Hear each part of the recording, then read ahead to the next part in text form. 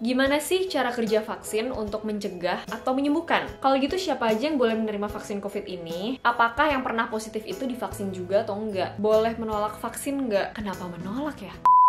Hey guys, welcome to my channel, Claritas! So, apa kabar kalian semua? Aku harap kalian semua sehat selalu ya. Nah, di video kali ini kita bakal ngobrol tentang vaksin. Vaksin yang udah tiba di Indonesia tanggal 6 Desember lalu. Ini sebenarnya udah baik banget yang nanya tentang gimana sih sebenarnya perkembangan vaksin sekarang. Dan aku juga udah lempar question box di Instagram aku. Dan aku udah baca semua pertanyaan kalian. Dan hari ini aku bakal jawab keingintahuan kalian sesuai dengan info perkembangan yang udah ada sampai hari dibuatnya video ini, which is sekarang tuh hari Kamis tanggal 17 Desember.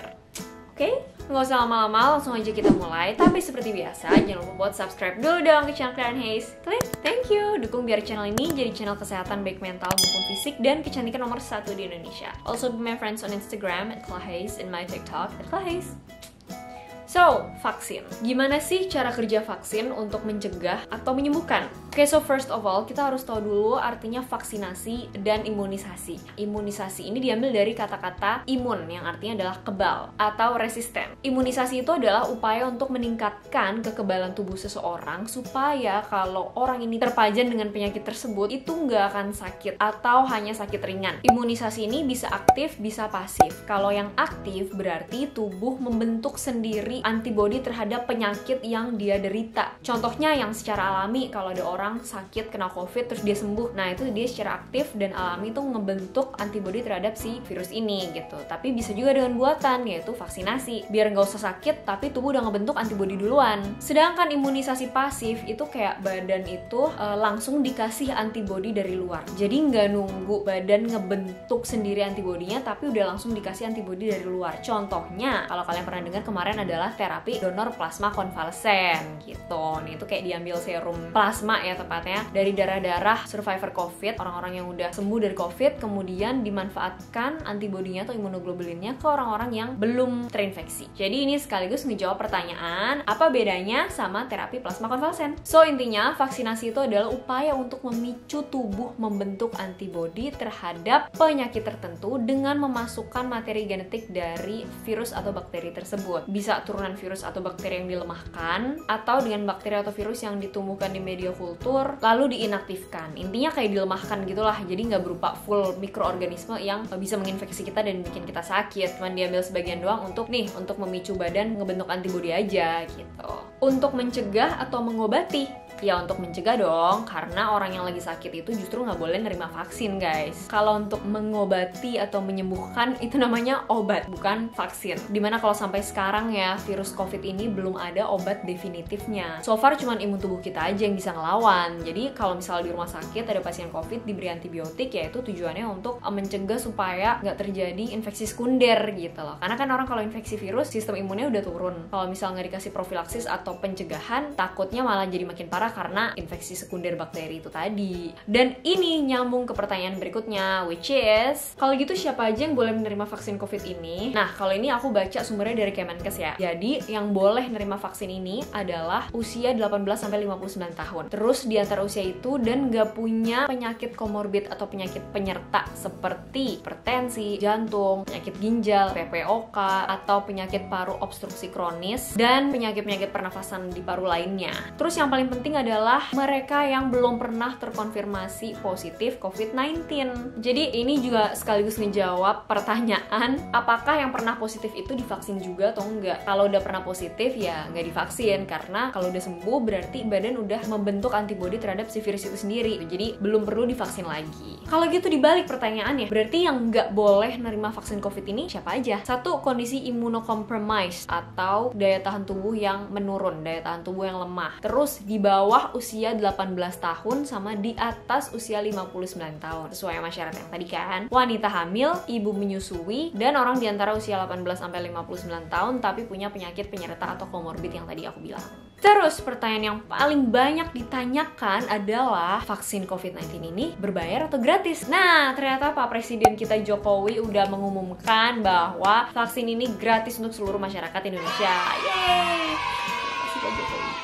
Udah jelas ya. Terus prioritas penerima vaksin siapa aja? Kalau menurut Dirjen P2P Kemenkes, ada 6 kelompok sasaran masyarakat yang jadi prioritas penerima vaksin. Pertama, kelompok garda terdepan seperti petugas medis, dokter perawat, analis lab, diriku, TNI Polri, dan aparat hukum. Kemudian ada tokoh agama, tokoh masyarakat, guru dan tenaga pendidik, aparatur pemerintah, peserta BPJS PBI, dan masyarakat dan pelaku ekonomi lainnya. Boleh menolak vaksin nggak? Kenapa menolak ya? Ini justru demi keselamatan kita loh. Kayak kalian pasti pernah dengar herd immunity kan? Oke, jadi kalian harus paham dulu apa sih artinya herd immunity ini. Jangan asal ngomong herd immunity tapi kayak nggak bener-bener tahu gitu loh sebenarnya itu apa.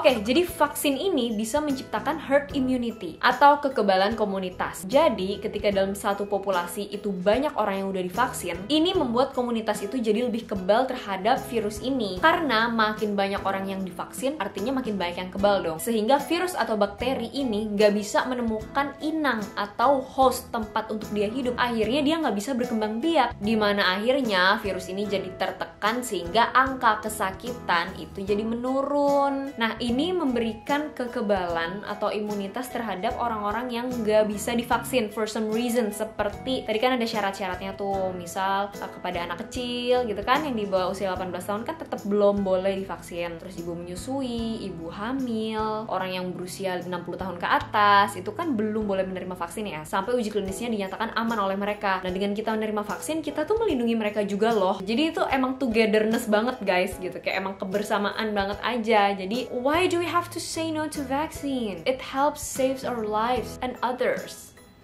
Oke, ini ada juga nih yang nanya, ada efek sampingnya nggak? Oke, sejauh ini kalau bicara tentang efek samping, info terakhir yang aku dengar dari Prof. Kusnadi Rusmil, beliau adalah guru besar Fakultas Kedokteran Unpad, yang juga adalah ketua tim riset uji klinis vaksin COVID-19 Unpad. Kondisi relawan hingga hari ini tuh relatif aman. Nggak ada reaksi yang gimana-gimana lah, nggak ada reaksi yang berbahaya. Itu kita doakan aja supaya uji klinisnya ini terus berjalan dengan lancar, dan kita bisa segera tahu hasilnya seperti apa ya. Sekali lagi, ini info yang aku dapat sampai hari ini. Kapan mulai didistribusikan? Aku juga penasaran guys. Nah, kalau ini kita tunggu pengumuman resmi aja langsung dari pemerintah ya. Kan gak mungkin Clarin Hayes jadi cenayang gitu tahu sebelum waktunya, ya kan? Nah, tapi yang harus kalian tahu adalah proses pembuatan vaksin itu butuh waktu guys. Singkat kata, karena aku nggak mau ini jadi seperti perkuliahan gitu ya. Tahap pertama yaitu preclinical development. Intinya ini adalah menemukan vaksin itu sendiri. Terus setelah vaksin ini ketemu, maka masuk ke tahap clinical development. Artinya mulai uji klinis. Nah, disinilah butuh relawan-relawan nih, yang mana ada 4 fase. Kalau kalian sering dengar fase 1, fase 2, fase 3 tuh apa sih gitu loh, apa gitu. Nah, intinya fase pertama itu adalah untuk menguji keamanan vaksin ini terhadap manusia. Jadi dibutuhkan beberapa orang relawan yang ya relatif sedikit lah, nggak terlalu banyak. Dicobakan ke 10-200 sukarelawan. Apakah vaksin ini bekerja? Apakah ada efek sampingnya? Sama gimana hubungan dosis dengan efek samping yang terjadi. Terus masuk ke fase 2 untuk mencari efek jangka pendek dari vaksin tersebut dan bagaimana sistem imun para relawan merespon vaksin tersebut. Dan di fase ini relawannya lebih banyak lagi angkanya,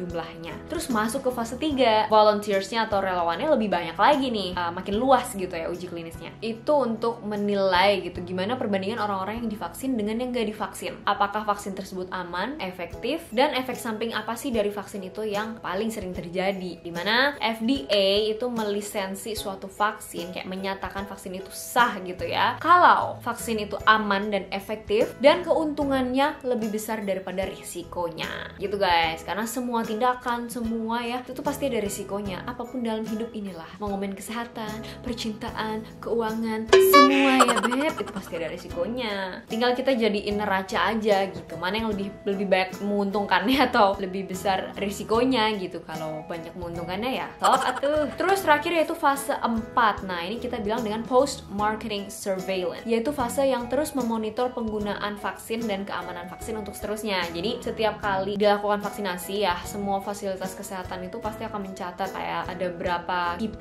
gitu ya, kejadian ikutan pasca imunisasi, ada berapa kasus yang misal terjadi demam atau terjadi pokoknya efek-efek samping kayak gitu tuh dicatat untuk tujuannya untuk supaya tahu angka kejadiannya tuh berapa, masih aman atau enggak. Ya, jadi kalau ditanya sebenarnya vaksin ini aman atau enggak sih, kalau BPOM udah mengeluarkan izin edar, yang pasti itu nggak sembarangan dikeluarin gitu aja ya guys, karena ini kan menyangkut keselamatan banyak warga negara kita. Ya artinya vaksin itu udah teruji keamanannya, karena pasti diteliti lebih dulu.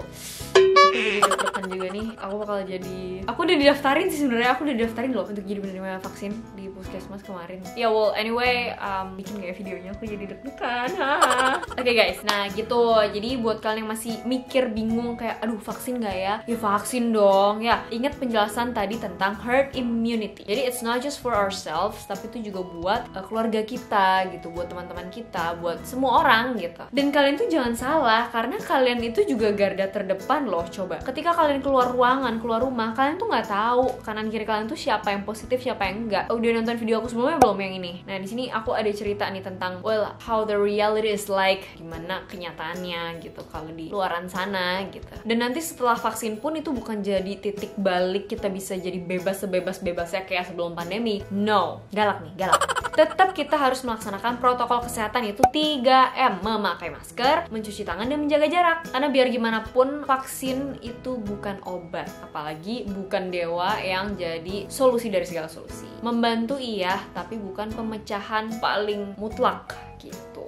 So, sekian dulu guys video kali ini. Aku percaya info yang aku sampaikan di sini membantu buat kalian semua. Seperti biasa jangan lupa buat like video ini dan komen ya di bawah kalau kalian masih ada pertanyaan, pendapat, kritik, saran, mau sharing apapun. Go ahead and subscribe to channel Claire and Hayes. Dukung biar channel ini jadi channel kesehatan baik mental maupun fisik dan kecantikan nomor 1 di Indonesia. Also be my friends on Instagram @clairehayes and my TikTok @clairehayes. Kalau kalian udah request enaknya next time aku ngebahas apa, boleh banget ya komen di bawah juga, oke? Kadang ide-ide dari kalian tuh brilliant loh. Alright guys, thank you so much for watching. See you on my next video. Bye! Miki mau ikut divaksin juga? Kan udah cukup umur ya, 22 tahun ya. Oh wait, you're 21.